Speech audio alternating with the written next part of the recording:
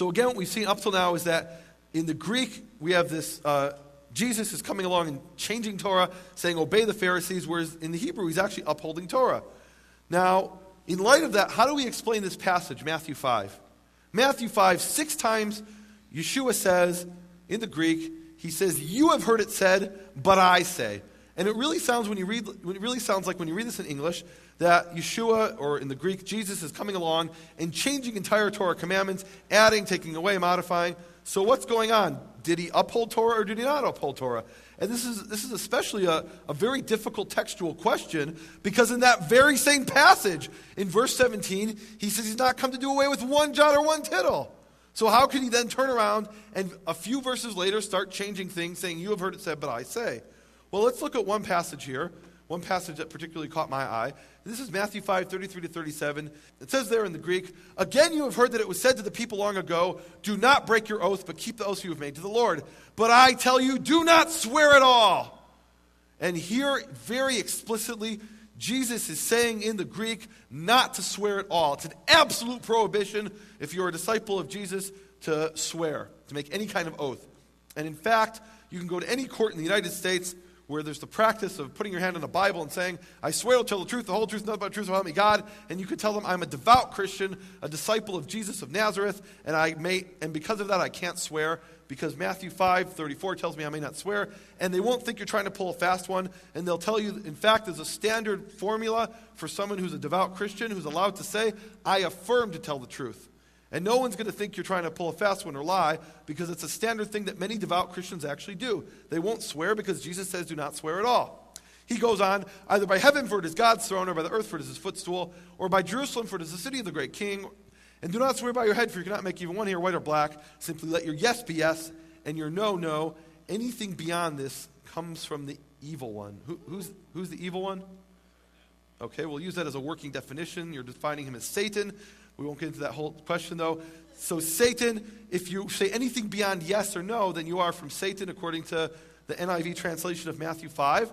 And what that means is if you say, I swear by Jerusalem, yes, I will do such and such, you are from the evil one. And if you say, I swear by heaven, I will not do that, you are from the evil one.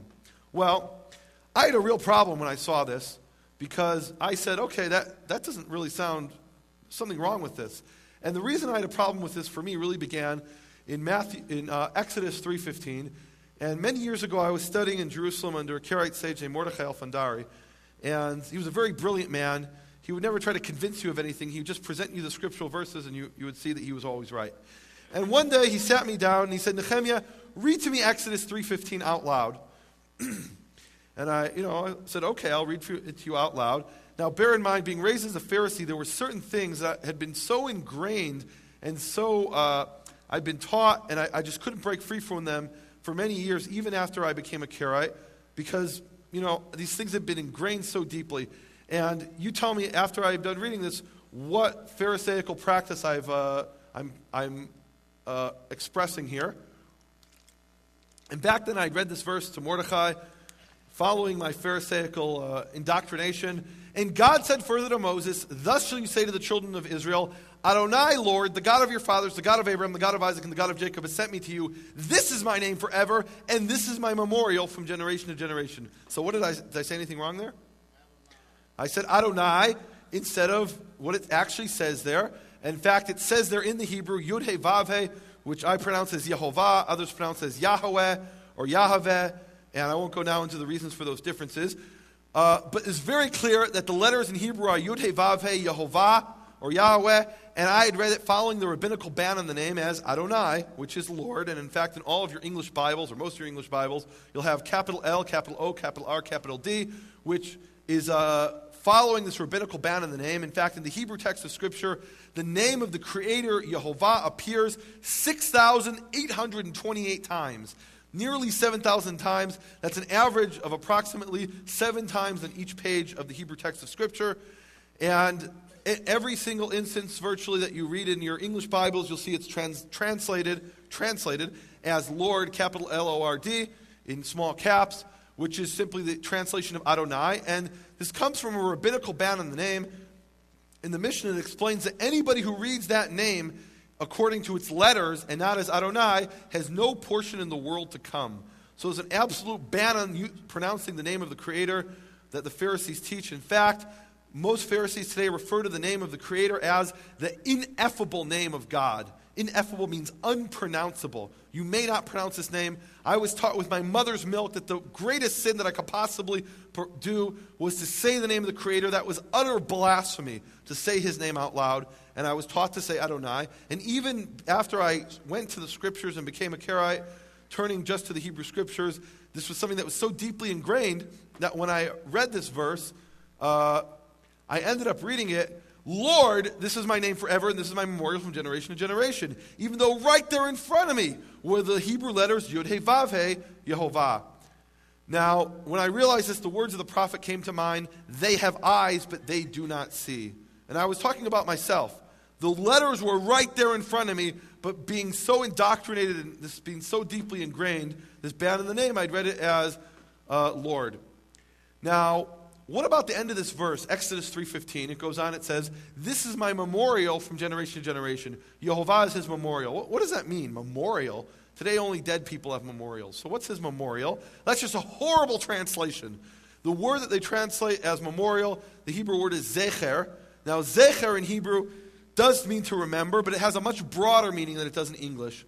Zecher in Hebrew is to refer to something explicitly, to refer to something. You can refer to it with your mind, and that's to remember it.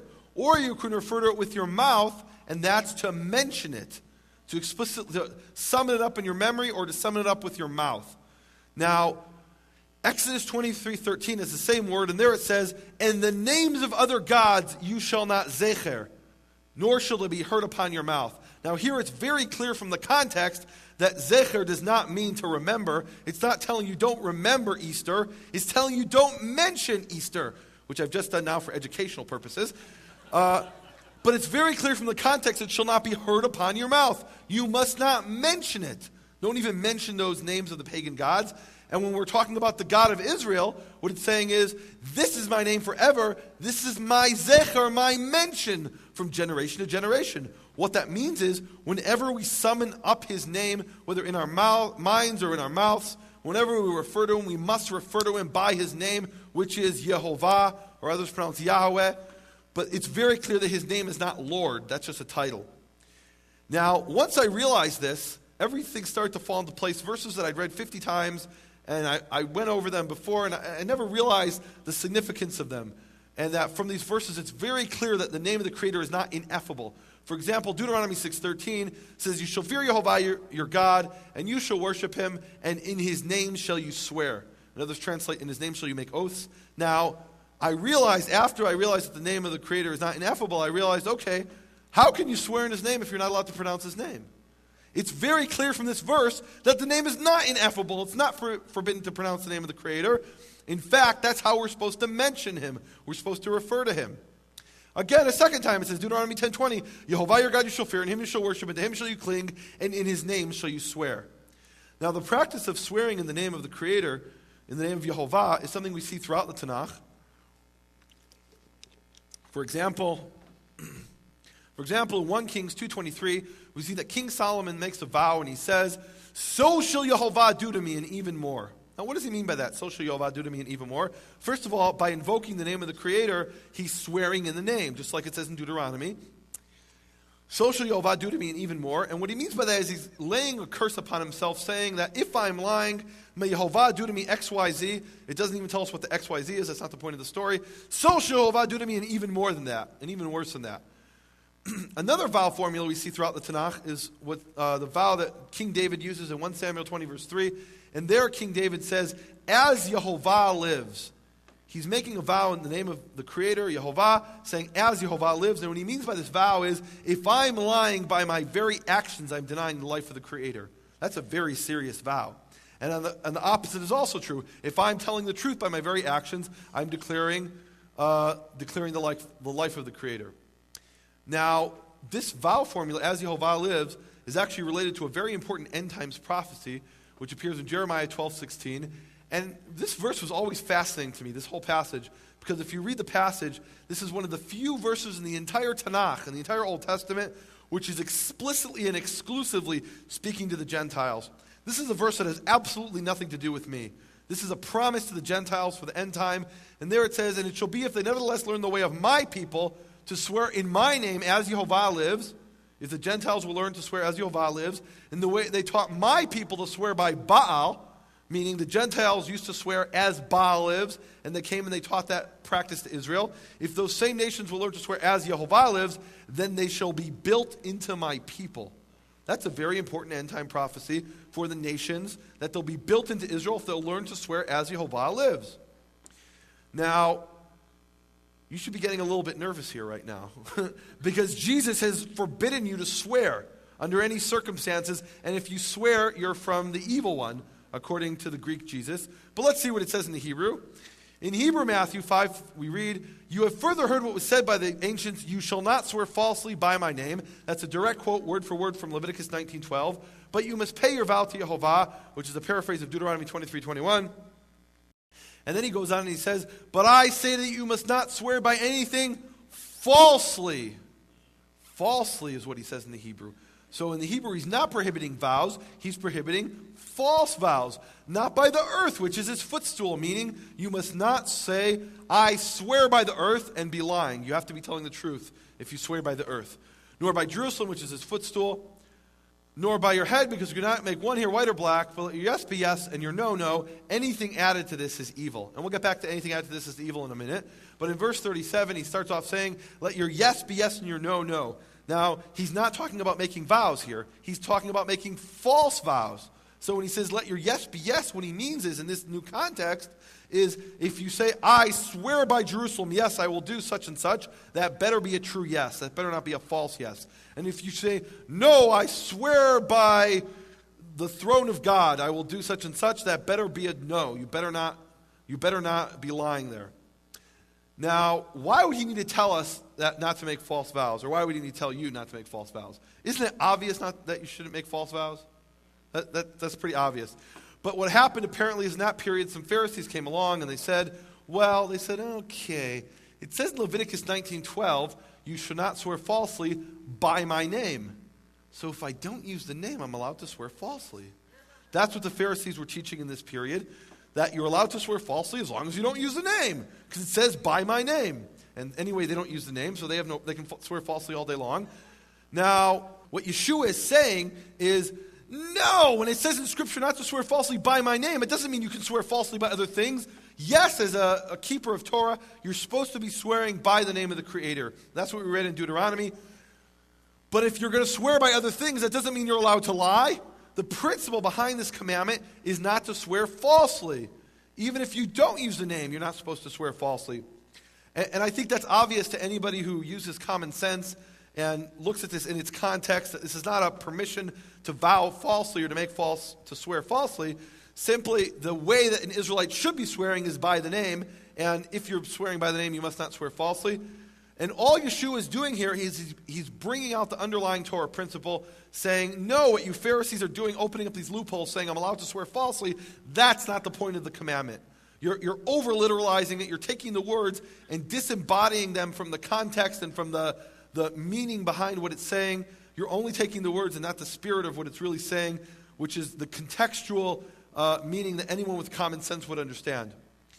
Now, there's no doubt that 2,000 years ago when Yeshua said this, he would have been accused by the Pharisees of adding to the Torah, because they said it does say by my name, and if you tell me I can't swear falsely by Jerusalem, where does it say that in Scripture?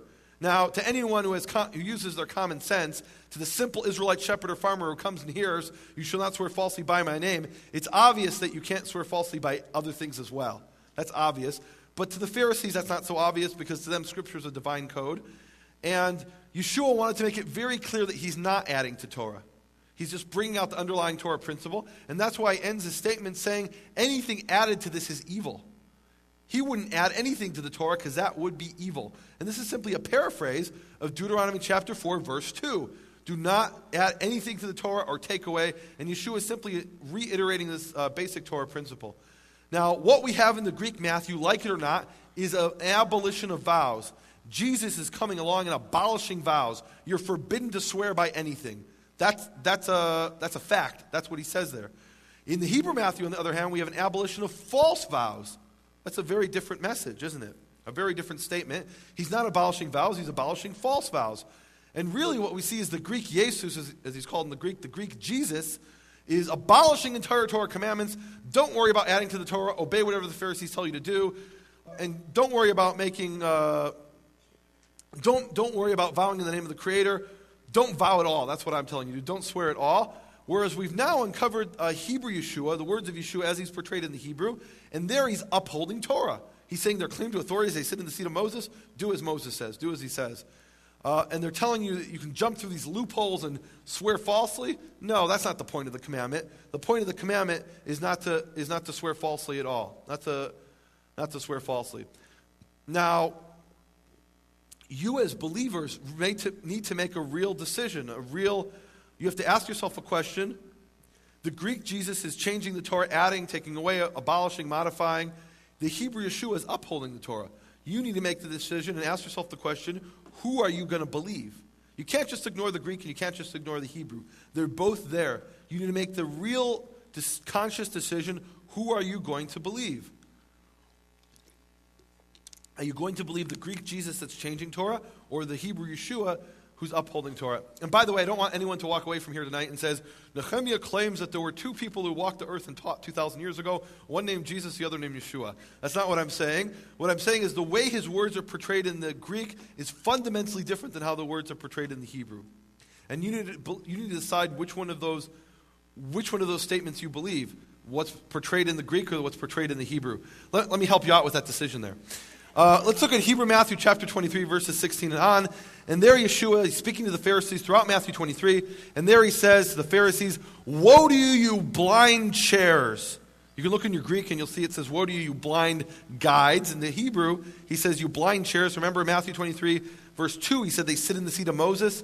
And now he's calling them the blind chairs. Yeah, you're sitting in that seat, but you're blind chairs. "Woe to you, you blind chairs, who say that he who swears by the sanctuary is not obligated." Does that sound familiar? Swear by the sanctuary is not obligated. In other words, if you say, "I swear by the temple in Jerusalem," you're allowed to lie because you haven't used the name. "Who say that he who swears by the sanctuary is not obligated, but he who vows by anything is sanctified to the sanctuary building is obligated to pay." Meaning if you make a vow to bring something to the temple, then you have to pay it. Well, that's very convenient, isn't it? "Madmen and blind men, which is greater, the sanctuary or the thing which is sanctified to the sanctuary? And you say he who vows by the altar is not obligated. But he who vows to bring a sacrifice must give it." Meaning if you say, "I swear by the altar in Jerusalem," then you're allowed to lie because you haven't used the name. But if you swear to bring a sheep to the altar, then you have to give it because some of the priests were Pharisees and the Pharisees have got to eat. So it's a simple economic consideration. "Which is greater, the sacrifice of the altar, the sanctuary of the sacrifice?" And this next verse, verse 20, is really, I think, the decisive verse. There he says, "He who swears by the altar swears by it and by all that is in it." So here he's actually upholding vows. Now what happened to if you make a vow by anything, you're from the evil one? That's not here at all. That's not reflected at all. He's saying if you make a vow, you must keep that vow. You must not swear falsely. Now, the reason this is so significant is because in the Greek, in the very same verse in Greek Matthew, he says, "Therefore he who swears by the altar swears by it and by everything on it." In other words, in the Greek, he's saying the exact same thing as he's saying in the Hebrew on this particular verse, upholding vows. Meaning that in Matthew 23, 16 to 20, both in the Greek and the Hebrew, Yeshua is saying no to false vows, yes to true vows. Well, what happened to anybody who swears is from Satan? That's not being reflected here even in the Greek. So let's summarize what we have here. Against vows, we have Greek Matthew 5, and by the way, Greek James 5:12, which is a paraphrase of Greek Matthew 5. In favor of vows, we have the Torah. That's a pretty significant one. We have Jeremiah 12:16, Hebrew Matthew 5, Hebrew Matthew 23, and then even Greek Matthew 23. So what you can see is the Hebrew, or the Greek, the Hebrew is consistent with itself and it's consistent with the Torah. He's against false vows, in favor of true vows, whereas the Greek is not even consistent with itself. In Matthew 5, he's against vows altogether. In Matthew 23, he's upholding vows. So the Greek is not even internally consistent. And you need to make the decision, who are you going to believe? The Hebrew Yeshua, how Yeshua's words are portrayed in the Hebrew, or the Greek Jesus, the way he's portrayed in the Greek?